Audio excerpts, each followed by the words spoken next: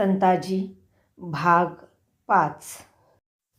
पन्हाळ्याला थांबलेले प्रल्हाद निराजी मोठ्या आशेने रामचंद्रपंतांकडून येणाऱ्या जबाबाची वाट पाहत होते. त्यांचा माणूस आला, पण तो रिकाम्या हाताने. रामचंद्रपंतांनी काहीच जबाब पाठवला नव्हता. ते निराश झाले. 4-1 दिवसांनी रामचंद्रपंतांचं पत्र घेऊन त्यांचा खास दूत आला. उत्सुकतेने थैलीतलं पत्र प्रल्हादपंतांनी वाचलं आणि त्यांची निराशा आणखी वाढली. ते गोंधळात पडले. पत्रात तुकोबारायांच्या अभंगाच्या केवळ 2 ओळी लिहिल्या होत्या. ठेविले अनंते तैसेची राहावे, चित्ती असो द्यावे समाधान. आपण सल्ला मागितला आणि त्याचं हे उत्तर. पंत चिडले. पण मग शांतपणे विचार केल्यावर त्यांच्या लक्षात आलं की रामचंद्रपंतांनी अत्यंत योग्य नि मोलाचाच सल्ला दिलाय. पन्हाळ्याच्या घटना अशा थराला गेल्यात की प्रयत्न करूनही आपण त्यांची गती नि आवाका रोखू शकत नाही. त्यापेक्षा गप्प बसलेलं बरं. पण नंतर त्यांना वाटलं या घटनांकडे दुर्लक्ष करून स्वस्थ बसणंही धोक्याचं.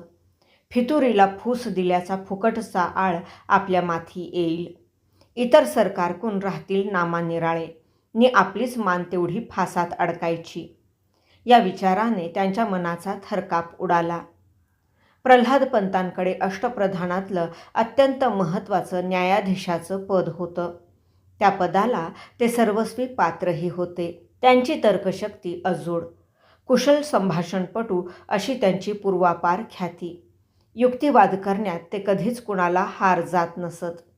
प्रतिस्पर्धी कितीही त्रागा करो, त्याने विचलित न होता सौम्य शब्दात आपला मुद्दा ते लावून धरत, तो पटवून देत. त्यांचं भाषा ज्ञानही अफाट. मराठी, संस्कृत, कन्नड, हिंदवी, दख्खनी अशा अनेक भाषांवर त्यांचं प्रभुत्व होतं. वाचनाचा व्यासंग दांडगा. न्यायाधीश म्हणून काम करताना हे वाचन, बहुश्रुतता त्यांच्या कामी येई. ज्ञानलालसा, चौकसपणा, तर्कशक्ती, संभाषण चातुर्य हे गुण त्यांनी प्रयत्नपूर्वक संपादन केले होते. अर्थात त्यात त्यांच्या अनुवंशिकतेचाही वाटा होताच. त्यांचे वडील निराजीरावजी यांचेकडून ही संपदा त्यांना लाभली होती. निराजी हे शिवाजी महाराजांच्या पदरी कारभारी होते. महाराजांनी त्यांचे गुण हेरून राज्याभिषेक समारंभ प्रसंगी त्यांना मुख्य न्यायाधीश केलं. हिंदवी, फारसी या भाषांचा त्यांचा अभ्यास जाणून यावनी सत्तांशी वाटाघाटी करण्याच्या महत्त्वाच्या जबाबदाऱ्या त्यांच्यावर सोपवल्या. निराजींनी त्या कुशलपणे पार पाडल्या.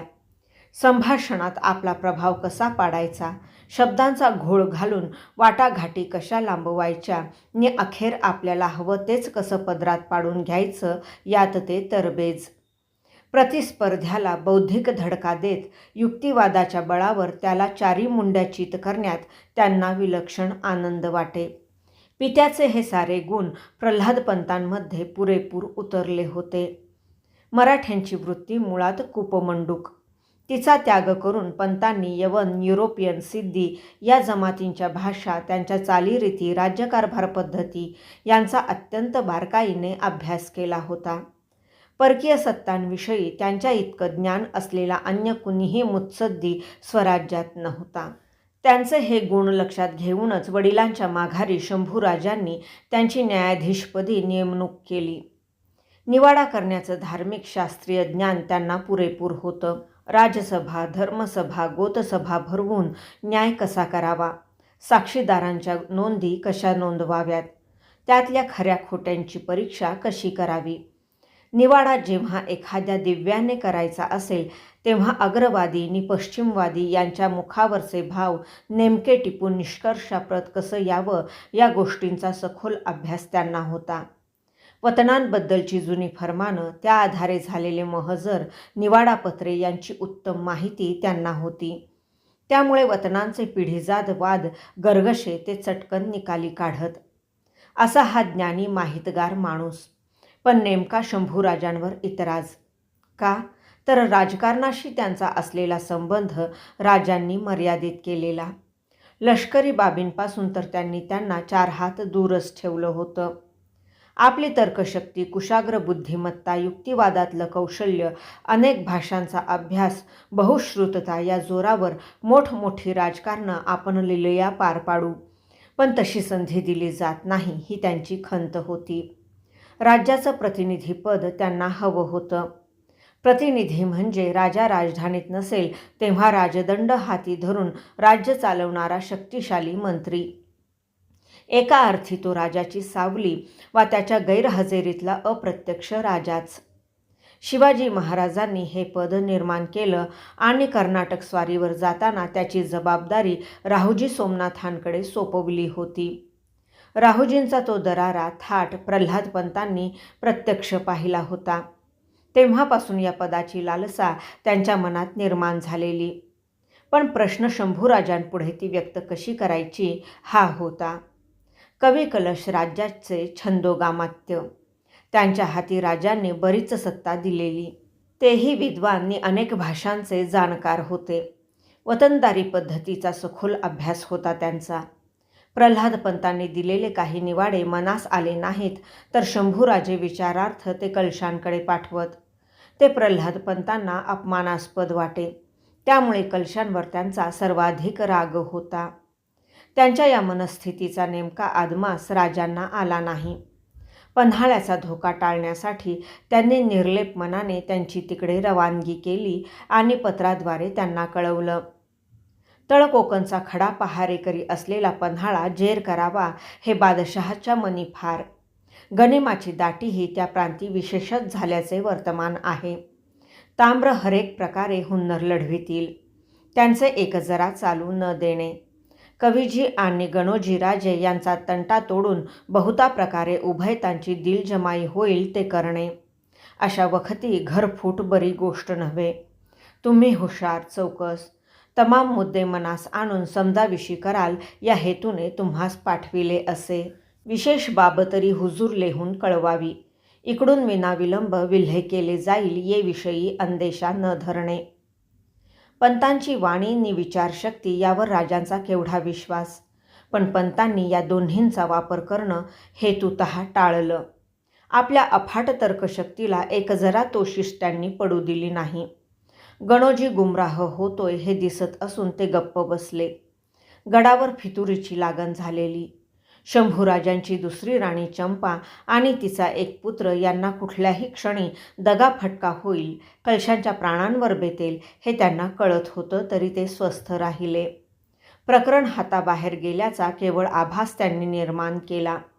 ज्या हेतूने धन्याने आपल्याला धाडलं तो साध्य करण्यासाठी अल्पसा का होईना प्रयत्न करावा असं चुकूनही कधी त्यांच्या मनात आलं नाही. कलशांची मस्ती गणोजीकडून परस्पर जिरवली जाते याचे सुप्त सुख भोगण्यातच त्यांची थोरवी आटली.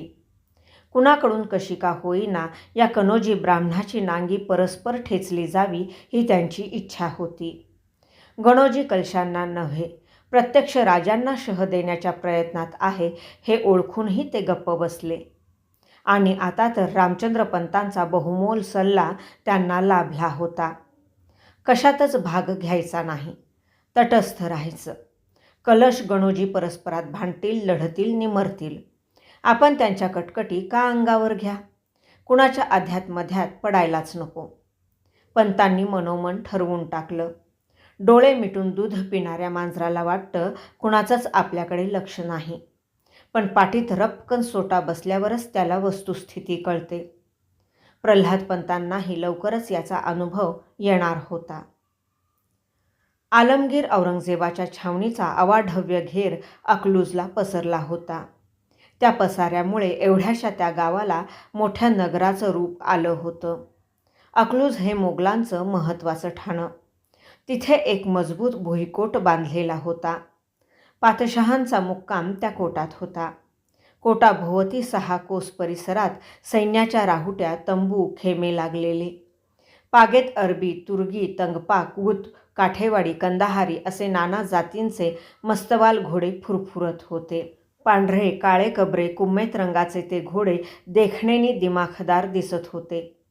शाही खुराक खाऊन पुष्ट झालेले 300-400 पहाडासारखे हत्ती खुंट्याला ठाणबंद केलेले. उभ्या जागी ते झुलत होते. उंट, सांडण्या, बैल, खेचरे अशी शेकडो हजारो जनावरे. त्यांच्या शेणामुताचा, घोड्यांच्या लिदीचा उग्र वास हवेत पसरलेला. छावणीत जिकडे तिकडे लष्करी मानचिन्ह, हिरव्या रंगाचे झेंडे अलम वाऱ्यावर डोलत होते. स्वार, प्यादे, हशम रोजच्या कामात गुरफटलेले. धान्य, भाजीपाला, मिठाया, फळफळावळं अशा खाण्याच्या जिन्सा, तसंच कापड चोपड, दैनंदिन गरजांसाठी लागणाऱ्या इतर वस्तू यांची रेलचेल असलेली अनेक दुकाने बाजारात होती. जिन्सांची खरेदी करण्यासाठी लोकांची एकच झुंबड उडालेली.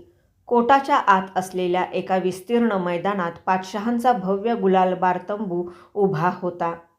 तंबूच्या आत बाहेर शेकडो सशस्त्र अहदी शेखजादे, गुलाम आणि चेले यांचा पहारा होता.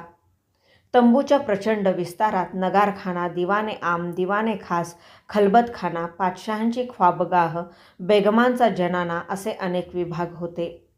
त्यात कणीज, खोजे, बांद्या, गुलाम, लौंडे अशा शेकडो वरकड नोकर चाकर मंडळींचा राबता होता.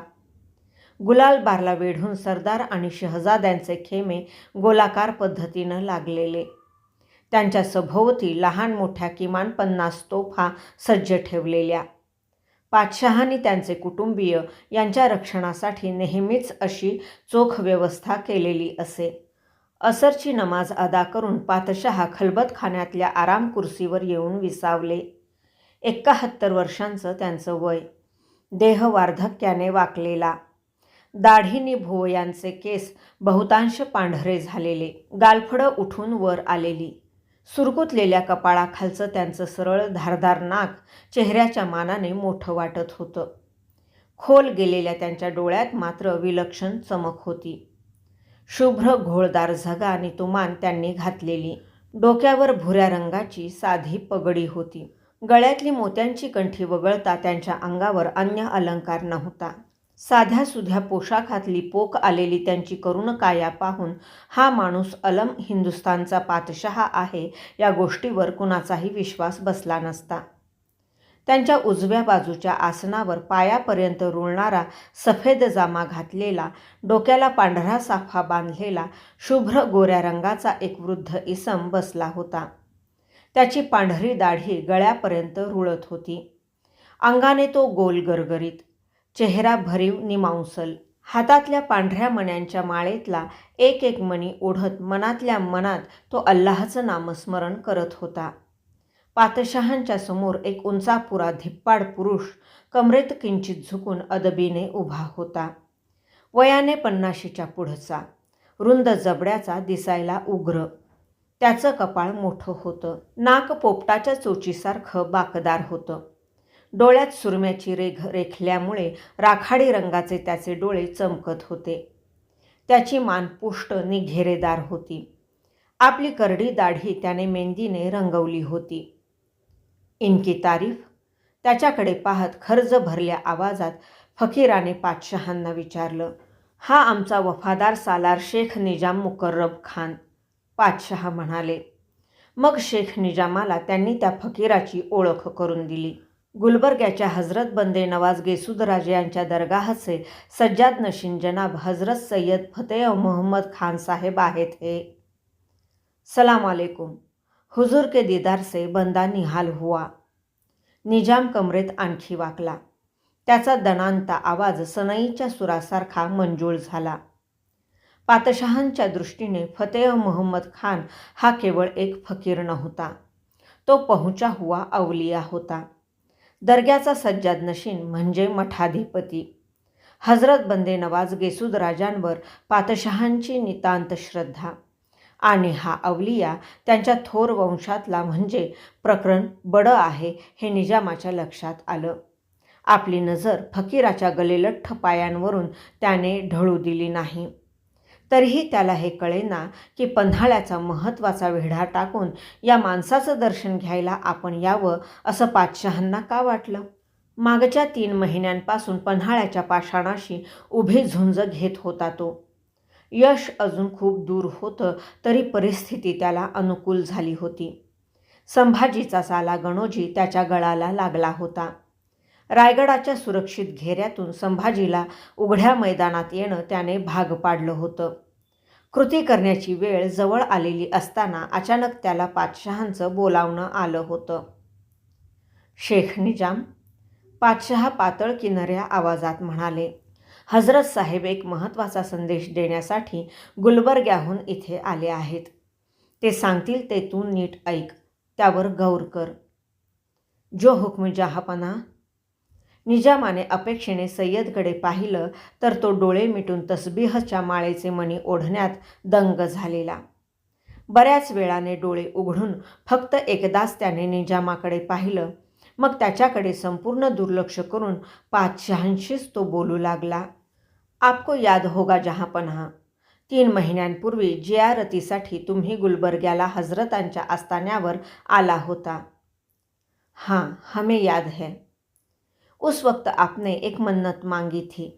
मान हलवून पातशहांनी ते मान्य केल्यावर सय्यद पुढे म्हणाला, बगावतखोर काफिरांचा लवकर खात्मा व्हावा, खास करून डोंगर दऱ्यात राहून इस्लामियांचे प्राण कंठाशी आणणारा तो काफर बच्चा जहन्नुम रसीद व्हावा, ही तमन्ना आपण त्यावेळी बोलून दाखविली होती.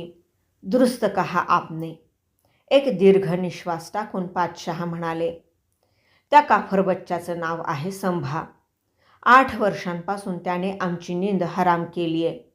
त्याची कब्र खडी करूनच दरुल सल्तनत दिल्लीत आम्ही पाऊल ठेवणार आहोत. आमीन. फतेह मोहम्मद खानाने वर पाहत दोन्ही हात उंचावले. अल्लाह निगेबान है, आपकी तमन्ना वो ज़रूर पूरी करेगा. और फिर हजरत की दुआ जो आपके साथ है. मतलब? हम समझे नहीं. 8 दिवसांपूर्वीची गोष्ट. एका रात्री हजरत गेसुदराज माझ्या स्वप्नात आले. आपल्या शेकडो सालिकांसह ते जियारतला निघालेले दिसले.